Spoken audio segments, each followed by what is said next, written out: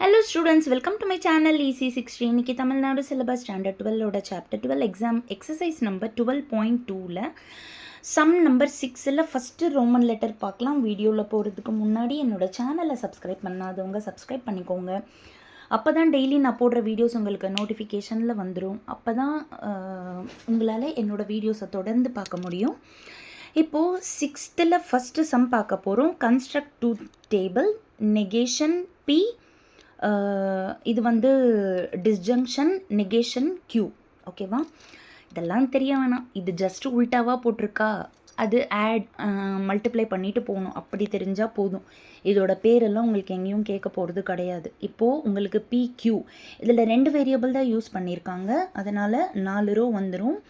பியில் வந்து 2 true 2 falls, க்யூவில் வந்து ஒரு ட்ரூ ஒரு ஃபால்ஸு.